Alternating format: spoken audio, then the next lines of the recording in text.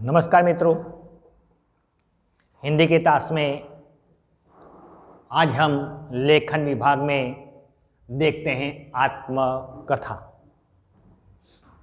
ये भी निबंध लेखन का ही एक भाग है। आत्मकथा हम स्वयं अपने जीवन के बारे में अपनी पूरी जानकारी, अपनी कथा दूसरों को सुनाते हैं, उसे कहते हैं आत्मकथा। जीवनी, दूसरों के जीवन के बारे में हम बताएं उसको जीवनी बोलते हैं। हम अपने बारे में दूसरों को बताएं उसे आत्मकथा बोलते हैं। सत्य के प्रयोग गांधी जी की एक आत्मकथा है, जिसमें गांधी जी ने अपने पूरे जीवन के बारे में देशवासियों को बताया है। मतलब व्यक्ति जब जिंदा है तब आत्मकथा लिख सकता है। इसलिए आत्मकथा के अंत में कभी अपनी मृत्यु न बताए। अगर आपने अपनी मृत्यु बता दी तो आपकी आत्मकथा गलत है। आरंभ में लिखने से पहले ये ध्यान रखें कि हम अपनी बात दूसरों को बता रहे हैं। जो जिसके बारे में आत्मकथा लिखनी है वही खुद तुम बन जाओ तो हम अच्छी तरह से आत्मकथा लिख सकते हैं। जैसे कि एक फूल के बारे में आत्मकथा लिखना है तो कोई लड़का इसी प्रकार शुरुआत करता है कि एक बाग था, इस बाग के अंदर एक गुलाब का पुष्प था, तो ये गलत। हम पुष्प के बारे में निबंध नहीं लिखते, आत्मकथा लिखनी। तो हम इससे शुरुआत कर सकते हैं कि पालनपुर में जहानारा बाग में मेरा जन्म हुआ। जन्म होने के बाद मेरा नामकरण किया गया, मेरा नाम रखा गया गुलाब। मैं अपने माँ की गोद में पल रहा था। कांटे जो मेरे भाई हैं वह मेरी रक्षा कर रहे थे। इसी प्रकार शुरुआत करें, मानो एक पुष्प बोल रहा हो, तो हमारी आत्मकथा सही। वरना तो पहली पंक्ति पढ़ने से ही पाठक समझ जाता है कि यह लड़के को आत्मकथा के बारे में कुछ अता पता नहीं है। आपको 0 मार्क्स भी मिल सकता है। तो ये ध्यान रखें, पुष्प की आत्मकथा लिखनी है तो तुम स्वयं पुष्प बन जाओ। एक अंधे की आत्मकथा लिखनी है तो तुम स्वयं अंधे बन जाओ। एक छाता की आत्मकथा लिखनी है तो स्वयं छाता बन जाए और फिर हम अपनी कहानी दूसरों को बताएं तो हमारी आत्मकथा सही है। तो हमने कल बताया था अगले वीडियो में निबंध लेखन में कि क्या क्या बातें ध्यान में रखना चाहिए। ये सारी बातें यहाँ भी हम ध्यान में रखें तो ही हमारा ये निबंध अच्छा परिपूर्ण हो सकता है। तो देखें, हम यहाँ एक अनाथ बालक की आत्मकथा के बारे में देखेंगे। एक अनाथ बालक की आत्मकथा।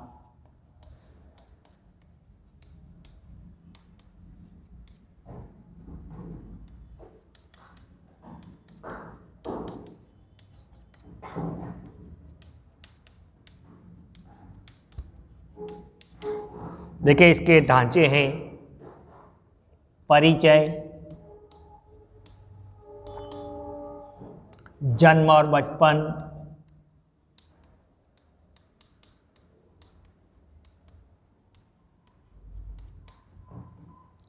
अनाथालय से भागना,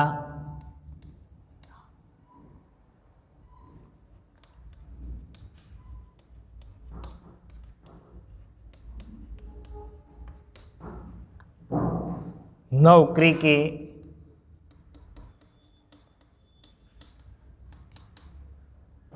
कटु अनुभव,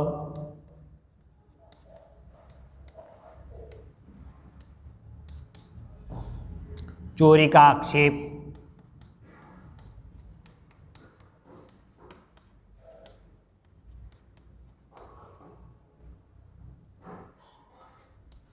निराशा या याचना। ये आत्मकथा का हमने विस्तार बताया, ढांचे बताए। इस ढांचे को ध्यान में रखकर हम एक सुंदर आत्मकथा बना सकते हैं। एक अनाथ बालक है कि जिसके आगे पीछे कोई नहीं, माता पिता कोई नहीं है, जन्म कहाँ हुआ, बचपन कहाँ हुआ, उसके बारे में कोई अता पता नहीं।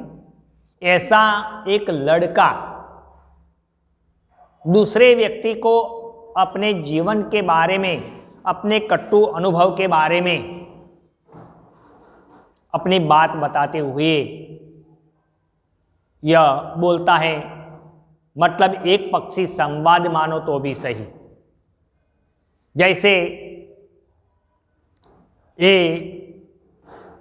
अनाथ बालक की आत्मकथा की शुरुआत होती है कि बाबूजी, आप मेरा परिचय जानना चाहते हैं तो मैं आपको क्या बताऊं कि मेरी कहानी कोई राजकुमार की, कोई परियों की, या कोई अगाध समुद्र के मोती की कहानी नहीं है। मेरे जीवन के बारे में अगर आपको सुनना होगा तो आपको अपने कलेजे पर पत्थर रखना होगा। मैं मेरे जीवन के बारे में क्या बताऊं, यही मेरे लिए पहला प्रश्न है। मेरी समझ में नहीं आता कि आपको मैं क्या बताऊं। मैं एक अनाथ बालक हूं, इस दुनिया में अपना कहने वाला मेरा कोई नहीं है। यह धरती ही मेरी माँ है और ये आकाश ही मेरे पिता हैं। ये धरती और आकाश के बीच में पलकर आज मैं बड़ा हो रहा हूँ। इसी प्रकार हम शुरुआत कर सकते हैं, फिर आके हम लिख सकते हैं कि मेरा जन्म आज से 13-14 साल पहले इसी झोंपड़पट्टी में हुआ था। मैं नहीं जानता कि मेरे माँ बाप कौन हैं, मैं किस जाति का हूँ, मैं किस गांव का हूँ या शहर का हूँ। इसके बारे में मैं कुछ नहीं जानता। मैंने मेरे माता पिता को कभी देखा भी नहीं, ये मालूम भी नहीं कि वे इस दुनिया में है या नहीं। मेरा शैशव और मेरा बचपन एक अनाथालय में बीता। वहाँ मेरे बोल फूटे, वही अनाथालय में मैंने चलना दौड़ना सीखा। अनाथालय की स्कूल में ही मैं थोड़ा बहुत कुछ पढ़ना लिखना सीखा। आज ये थोड़ा जो कुछ पढ़ लिख सकता हूँ तो ये अनाथालय की स्कूल के कारण। हम आगे बढ़ते हैं तो जीवन का पहला दशक तो वहाँ किसी तरह बीत गया, लेकिन बाद में मेरा मन ऐसी जिंदगी से उबने लगा, उस दया और याचना की जिंदगी से मुझे नफरत होने लगी। कभी किसी सेठ की ओर से खाना दिया जाता तो कभी बाहर गाना बजाकर दूसरे लोगों को रिझाकर अनाज मांग लेना पड़ता था। मुझे लगा कि यह भी कोई जिंदगी है, ऐसे जीवन से तो मरना अच्छा। अब मैंने सोचा कि इस अनाथालय से तो मैं घुट घुट कर मर जाऊंगा, मेरा अपमान होता रहेगा। क्यों न मैं इस अनाथालय से भाग जाऊं। एक दिन मेरे अनाथालय के पास से भिखमंगों की टोली जा रही थी, तो मैं चोरी छुपी से वही टोली में मिल गया और मैं अनाथालय से भाग गया। बाहर की दुनिया में जाकर मैंने देखा कि अब मुझे कोई अनाथ कहेगा नहीं। अब मैं स्वतंत्र हूं, अब मुझे कोई अनाथ कहेगा नहीं। बाहर की दुनिया में आकर मैं काम की तलाश में भटकने लगा। यूं तो कोई खाने मिलने वाला नहीं था।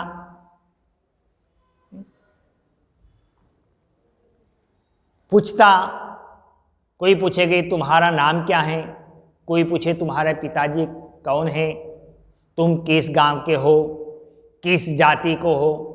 ऐसे तरह तरह के प्रश्न मैं जब नौकरी के लिए जाता तो मुझे पूछा जाता, मैं उसे क्या उत्तर देता। एक प्याऊ पर पानी पिलाने वाले पंडित ने मुझे हमदर्दी बताई और उसकी सिफारिश से मुझे एक भाई के वहाँ नौकरी मिल गई। और नौकरी में तो करना यही था कि उसका एक छोटा बच्चा, उसे स्कूल में ले जाना और स्कूल से वापस लाना, यही काम दिन भर का था। उसका लड़का शरारती था। एक दिन साइकिल से टकरा गया, उसके पैर में चोट आ गई। जब मैं वैसे लड़के को घर वापस लाया तो उसके पिताजी ने मुझे बहुत मारपीट की मेरे साथ, 2-3 तमाचे जड़ दिए और मुझे नौकरी से निकाल दिया। फिर मैं बेसहारा हो गया, फिर नौकरी की तलाश में लग गया। थोड़े दिन बाद एक व्यापारी पेढ़ी के वहीं एक सेठ ने मुझे नौकरी पर रख दिया। साहब वहीं मैं छोटा मोटा काम करता था, पानी पिलाने का काम, चाय पान लाने का काम, बर्तन साफ करने का काम, सफाई का काम, ऐसा काम एक नौकर जैसा काम मैं करता था। एक दिन सेठ की संदूक से 100 रुपये की नोट गायब हो गई और सेठ के मुनीम जी ने इसका इल्जाम मुझ पर लगाया, मुझे चोर साबित करके मेरे साथ घटिया व्यवहार किया। उसने भी मुझे बहुत पीटा और मुझे नौकरी से निकाल दिया।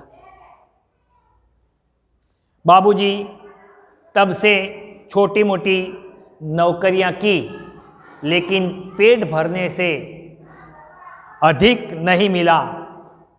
आज यह चाय की लारी पर मैं चाय पी रहा था, शायद लारी वाले को मेरे पर दया आई, उसने मुझे कांच के गिलास में चाय दी। मैं चाय पी रहा था, लेकिन गलती से मेरे हाथ में से कांच का गिलास नीचे गिरा और टूट गया। तो उस लारी वाले ने भी मुझे 3-4 तमाचे झड़ दिए। अब मैं निराश हो गया हूँ इस जिंदगी से। भूख और अपमान से दुखी होकर मैं इस बाग में बैठा ही था कि आपसे मुलाकात हो गई। यही मेरी आज तक की ज़िंदगी है। इसमें न कोई आशा है, न कोई उम्मीद है। सचमुच इस दुनिया में अनाथों का साहब कोई नहीं है। बाबूजी, क्या आप मुझे कहीं काम दिला सकते हो? मैं आपके गले नहीं पड़ रहा, लेकिन हो सकता है आपका यह एहसान अनाथ के लिए वरदान बन जाए। भगवान से मैं यही प्रार्थना करता हूँ कि हे भगवान, अगले जन्म में अगर तो फिर से मुझे मनुष्य का अवतार दे तो भगवान कृपा करके मुझे एक अनाथ लड़का कभी मत बनाना। तो मित्रों, इसी प्रकार हम खुद एक अनाथ लड़का बन जाए तो हम अच्छी तरह से एक आत्मकथा लिख सकते हैं। थैंक यू मित्रों। तो एक अनाथ बालक की आत्मकथा आप सब अपनी नोटबुक में लिख दें। इसके अलावा भी एक और आत्मकथा मैं आपको देता हूँ, इसके बारे में भी आपको लिखना है।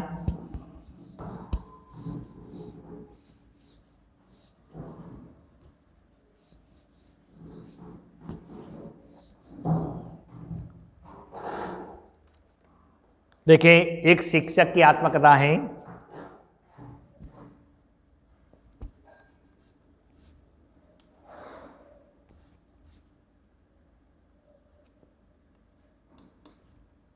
एक शिक्षक की आत्मकथा।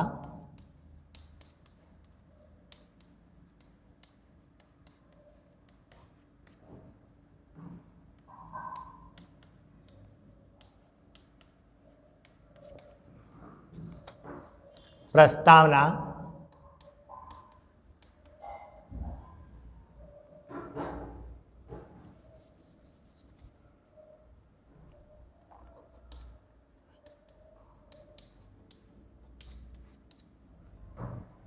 शिक्षक बनने का निश्चय।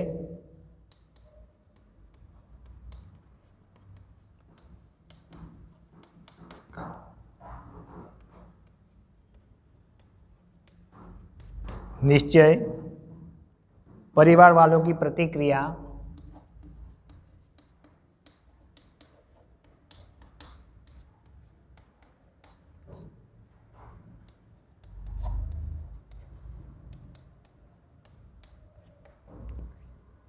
शिक्षक के रूप में कार्य।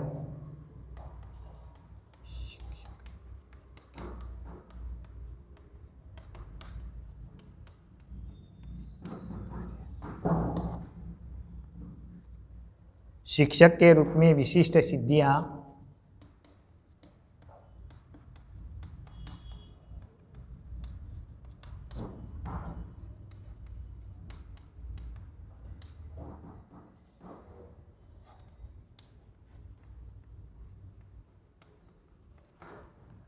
और आत्मसंतोष।